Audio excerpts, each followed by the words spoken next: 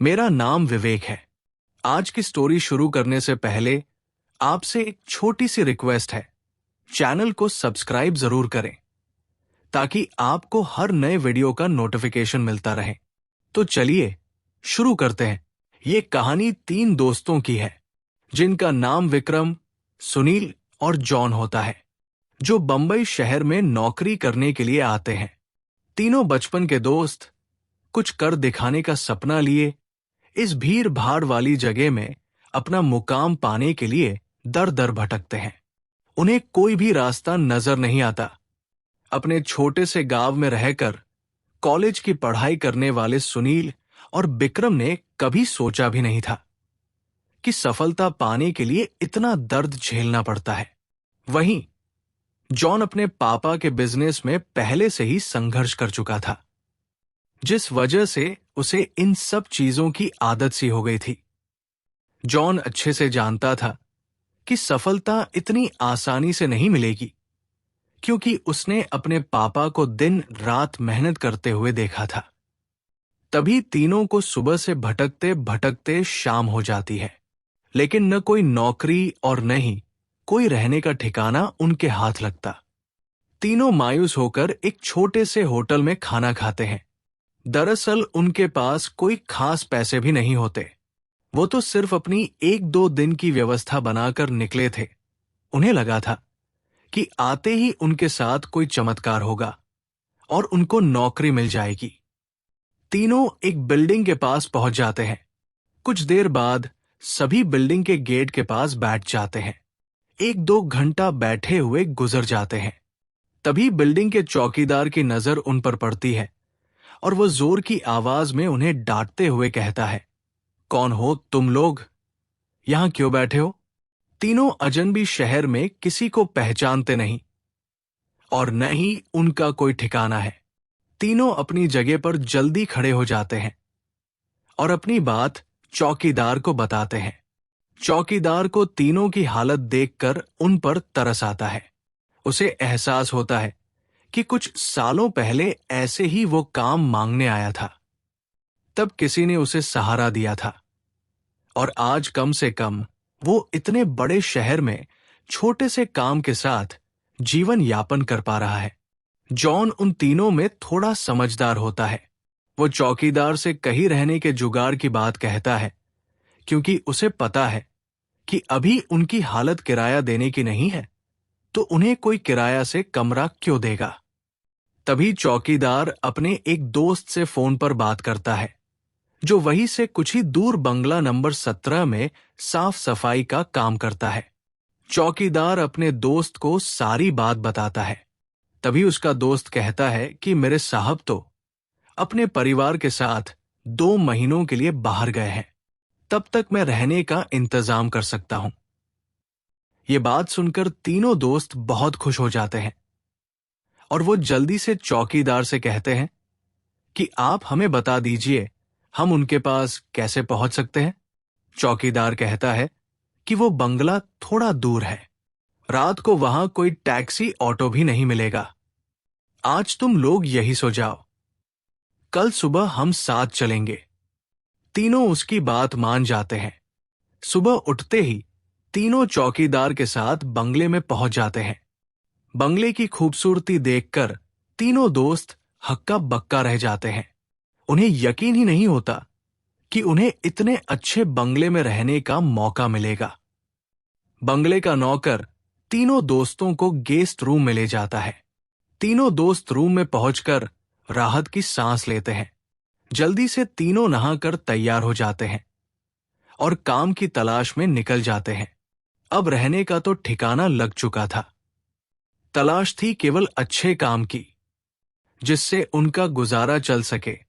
लेकिन आज भी उनके साथ वही होता है। सुबह से शाम हो जाती है, लेकिन तीनों हताश होकर वापस अपने स्थान आ जाते हैं। नौकर तीनों के लिए खाने का इंतजाम करके रखता है, जिससे उन्हें बहुत ही राहत मिलती है।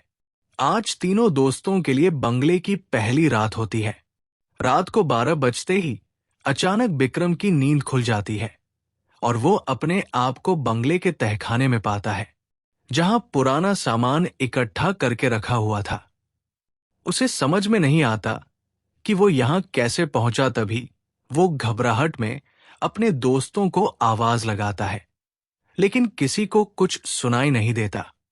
तभी उसके कानों में सब कुछ सुनाई देना बंद हो जाता है और सिर्फ एक औरत के रोने की आवाज जाती है। विक्रम चिल्लाकर पूछता है, कहाँ हो? तुम क्यों रो रही हो?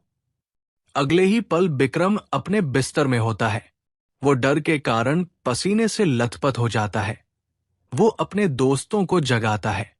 सुनील और जॉन दोनों उसकी बात का मजाक उड़ाते हैं और कहते हैं, तुमने कोई सपना देखा होगा। इस बंगले में तो हमारे अलावा कोई भी नहीं है। और विक्रम भी अपने दोस्तों की बात का यकीन करके इस घटना को बुरा सपना समझकर नजरअंदाज करके सो जाता है। सुबह उठते ही तीनों दोस्त फिर से तैयार होकर काम ढूंढने निकल पड़ते हैं। लेकिन जैसे ही वो बंगले के गेट से बाहर निकलते हैं, अचानक कोई औरत आकर विक्रम को चिट्ठी देती है, जिसमें लिखा होता है, तुम इस पते पर जाओ तो काम मिल जाएगा। और औरत अचानक भागते हुए उनकी नजरों से ओझल हो जाती है। तीनों दोस्त की सोच में पड़ जाते हैं कि हमें काम की जरूरत है। ये इस औरत को कैसे पता? लेकिन तीनों को काम की बहुत जरूरत होती है। उन्हें लगता है कि भगवान ने उनकी मदद करने के लिए किसी को भेजा होगा। और तीनों उसी दिशा में आगे निकल जाते हैं जहां का पता उस कागज में लिखा होता है। यहां पहुंचते ही उन्हें एक बहुत ही बड़ी बिल्डिंग दिखाई देती है। दरअसल ये बहुत बड़ी कंपनी होती है। और तीनों कंपनी के गेट पर पहुंचते हैं और वहां के सिक्योरिटी गार्ड को चिट्ठी दिखाते हैं। सिक्योरिटी गार्ड चिट्ठी नियुक्ति विभाग के पास भेज देता है और जैसे ही प्रबंधक को वो चिट्ठी मिलती है तो उसमें उसके मालिक का हस्ताक्षर होता है। वो उन तीनों से पूछता है, आप हमारे मालिक को कैसे जानते हैं? तभी विक्रम जवाब देते हुए कहता है, मैं तुम्हारे बॉस का दोस्त हूं। अब प्रबंधक के पास इनको काम न देने के अलावा कोई विकल्प नहीं होता। इस कंपनी के मालिक का हस्ताक्षर जो उस चिट्ठी पर मौजूद था। कंपनी के मालिक 7 दिनों की ट्रिप पर विदेशी कंपनियों के दौरे में थे और उस बीच उनसे कोई संपर्क नहीं था। इसलिए प्रबंधक ने उन तीनों को काम पर रख लिया और अपने साथ उन्हें काम की जगह दिखाने ले गया। लेकिन विक्रम अचानक ही दूसरे रास्ते की तरफ मुड़ जाता है और वो सीधे बॉस के चैम्बर के सामने पहुंचता है और दरवाजे के ताले को पासवर्ड से खोल देता है। कंपनी का प्रबंधक ये देख करके आश्चर्यचकित रह जाता है। उसे यकीन ही नहीं होता कि जो पासवर्ड केवल कंपनी के मालिक को पता है, वो इसे कैसे पता चला। अब प्रबंधक उसे कोई खास आदमी समझने लगता है। उसे पूरा यकीन हो जाता है कि हो ना हो ये व्यक्ति बॉस ने ही भेजा है और वो उसे बिना रुके हुए अंदर जाने की इजाजत दे देता है। जॉन और सुनील ये सब देखकर समझ नहीं पाते कि विक्रम को ये सब कैसे पता। तभी अचानक विक्रम सभी को बॉस के चेंबर से बाहर जाने को कहता है और चेंबर का दरवाजा बंद कर देता है।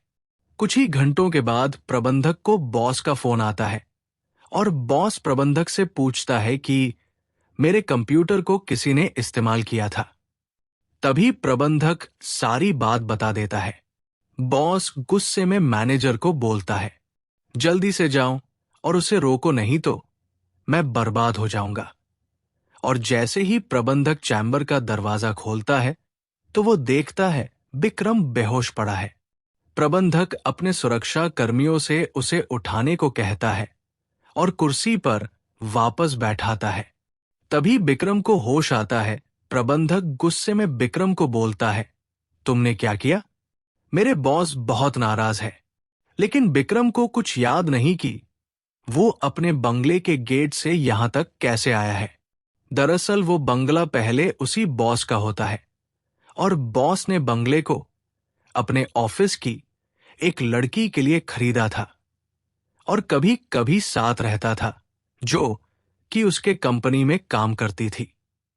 बॉस पहले से ही शादीशुदा था और ये बात अच्छे से जानता था कि एक ना एक दिन वो लड़की उसके लिए खतरा बन सकती है।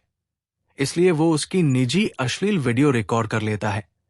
और जब एक दिन लड़की को ये बात पता चलती है तो दोनों में खींचातानी करते हुए लड़की के सर में चोट लग जाती है और वो दम तोड़ देती है।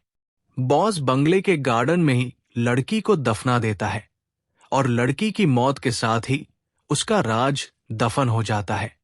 लेकिन जब उस बंगले में तीनों दोस्त हमें आते हैं तो विक्रम गार्डन में घूमते घूमते उस जगह पर अपना पैर रख देता है जहां उस लड़की को दफनाया गया था, जिस वजह से उस लड़की का सीधा संपर्क विक्रम से बन जाता है। वो विक्रम के अंदर प्रवेश कर जाती है और उसे काबू में करके अपना बदला लेने के लिए ऑफिस प्रवेश करती है और बॉस की काली करतूत को इंटरनेट में वायरल कर देती है। बॉस को विदेश से ही गिरफ्तार कर लिया जाता है।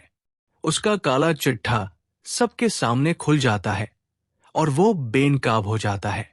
उस लड़की ने मरने के बाद भी अपना बदला ले लिया था। अब शायद उसकी आत्मा को शांति मिल जाएगी। तीनों दोस्त उस बंगले को बुरा सपना समझकर भूल जाते हैं और इस दर्दनाक भूतिया कहानी का अंत हो जाता है।